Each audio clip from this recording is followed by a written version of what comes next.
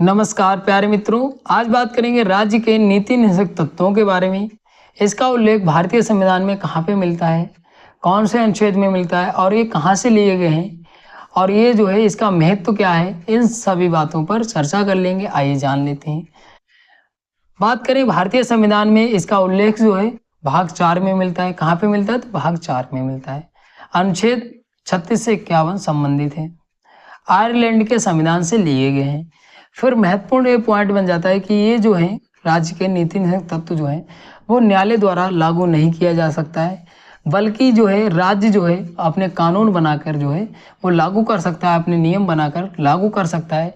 अगर राज्य की इच्छा है तो लागू करे, ना इच्छा हो तो ना लागू करे, ये राज्य पर डिपेंड करता है। ये याद रखिएगा। राज्य के नीति निषेध तत्व आप कैसे याद रखेंगे कि जो राज्य होता है और यहाँ पे राज्य के नीति निषेध तत्व मतलब राज्य के ऊपर डिपेंड करता है कि अपने जो भी नियम है वो अपने लागू करे या ना करे, वो उसके ऊपर डिपेंड करता है। न्यायालय द्वारा जो है वो लागू नहीं किए जा सकते। ये पॉइंट याद रखिएगा। ये यूपी पीसीएस 2010 में पूछा गया पॉइंट है। आपको मोटा मोटा क्या याद रखना है कि राज्य के नीति निषेध तत्व जो हैं वो राज्य के द्वारा लागू किए जाते हैं। कौन से भाग में? भाग 4 में। अनुच्छेद 36 से 51 संबंधित है, आयरलैंड से लिए गए हैं। इतने पॉइंट ये याद रखिएगा। अगर इसकी उत्पत्ति की बात करें तो कराची प्रस्ताव में इसकी उत्पत्ति जो है खोजी जा सकती है। नीति निषेध तत्वों की प्रकृति जो है अनुच्छेद 37 में उल्लिखित है। फिर बात करें, अभी मैंने बात की थी न्यायालय द्वारा जो है लागू नहीं किए जा सकते। आगे बात करें कि जो इसके जो सिद्धांत हैं वो देश के संचालन में मूलभूत हैं। और मैंने बात की थी राज्य का कर्तव्य ये होता है कि ये जो राज्य के नीति निषेध तत्व हैं वो कानून बनाकर वो उसको लागू करे, तो ये राज्य का कर्तव्य है। फिर अनुच्छेद 38 में ये कहा गया है कि राज्य लोक कल्याण की बात की गई है, राज्य लोक कल्याण की, तो ये पॉइंट पूछा गया है, तो अनुच्छेद 38 में याद रखिएगा। फिर अनुच्छेद 39 में जो है स्त्री पुरुष को समान जो है आजीविका प्राप्त हो और स्त्री पुरुष को समान कार्य के लिए समान वेतन, ये जो है बात की गई है अनुच्छेद 39 में, एक याद रखिएगा। आगे बात करें अनुच्छेद 39 का में, तो अनुच्छेद 39 का के तहत जो है समान न्याय निःशुल्क विधिक सहायता की व्यवस्था की गई है। ये पॉइंट जो है पूछा गया पॉइंट है, ये याद रखिएगा। फिर अनुच्छेद 40, ये काफी बार परीक्षा में पूछा जाता है, तो अनुच्छेद 40 जो है पंचायतों के गठन से संबंधित है, इसका प्रावधान किया गया है अनुच्छेद 40 में पंचायतों के गठन का, ये याद रखिएगा। अनुच्छेद 41 के तहत जो है कुछ दशाओं में जो है काम, शिक्षा, लोक सहायता के अधिकार का प्रावधान किया गया है, तो ये अनुच्छेद 41 है, याद रखिएगा। आगे बात करते हैं, महात्मा गांधी राष्ट्रीय ग्रामीण रोजगार गारंटी अधिनियम 2005 को कार्य के अधिकार के रूप में जाना जाता है। तो यहाँ पे ये अधिकार किस रूप में जाना जाता है, ये पॉइंट महत्वपूर्ण बन जाता है, क्योंकि ये भारत सरकार द्वारा उन लोगों के लिए एक वर्ष में 100 दिनों के रोजगार की गारंटी देता है, ये याद रखिएगा। तो ये पॉइंट जो है महत्वपूर्ण बन जाता है। अनुच्छेद 42 के तहत जो है काम की न्याय संगत प्रसूति की सहायता का उपबंध किया गया है, ये याद रखिएगा। फिर अनुच्छेद 43 के तहत जो है कार्यकारों के निर्वाह मजदूरी का प्रावधान किया गया है, ये याद रखिएगा। फिर अनुच्छेद 43 का में जो है उद्योगों के प्रबंध में कार्यकारों का भाग लेना वर्णित किया गया है, ये याद रखिएगा। फिर अनुच्छेद 44 में समान सिविल संहिता का प्रावधान किया गया है। फिर अनुच्छेद 45 में जो है जो 6 वर्ष के कम के जो बच्चे हैं उसको बाल्यावस्था में देख रेख और शिक्षा का उपबंध किया गया है, ये अनुच्छेद 45 भी काफी बार परीक्षाओं में पूछा जाता है। फिर अनुच्छेद 46 के तहत जो है अनुसूचित जाति, जनजाति, दुर्लभ वर्ग के जो लोग हैं उनकी शिक्षा की व्यवस्था और अर्थ संबंधी जो व्यवस्था का वर्णन किया गया है अनुच्छेद 46 में, याद रखिएगा। फिर अनुच्छेद 47 में उल्लेख किया गया है कि पोषण आहार जीवन स्तर को ऊंचा करने के लिए जो है लोक स्वास्थ्य में सुधार करना ये राज्य का कर्तव्य है, ये याद रखिएगा।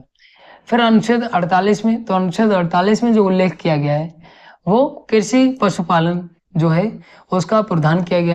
फिर सबसे महत्वपूर्ण जो है अनुच्छेद 48 का, तो इसमें पर्यावरण का संरक्षण, वन्य जीवों की रक्षा, ये प्रावधान किया गया है। ये पॉइंट भी काफी बार परीक्षा में पूछा जाता है, ये याद रखिएगा।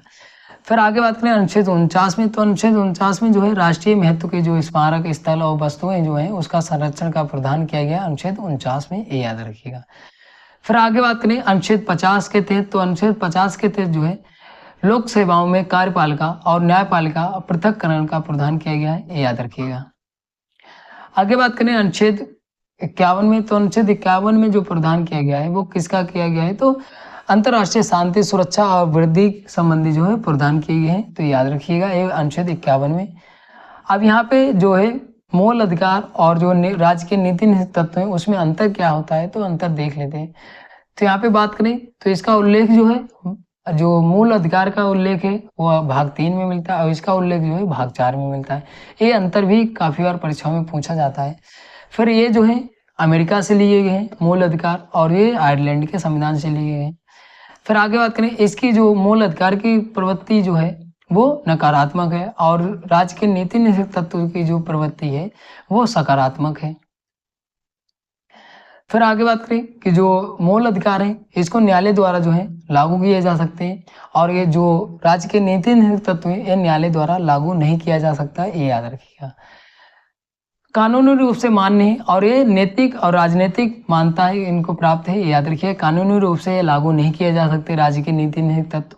फिर आगे बात करें, मूल अधिकार लागू करने के लिए विधान की आवश्यकता नहीं है, लेकिन इसमें जो है राज्य के नीति तत्व में लागू करने के लिए विधान बनाने की आवश्यकता होती है, याद रखिएगा। आगे बात करें, व्यक्तिगत कल्याण को प्रोत्साहन करता है कौन, तो मूल अधिकार, और ये जो है सामाजिक आर्थिक कल्याण के लिए है, ये भी याद रखिएगा। ये पूरे समाज के कल्याण के लिए बात करता है।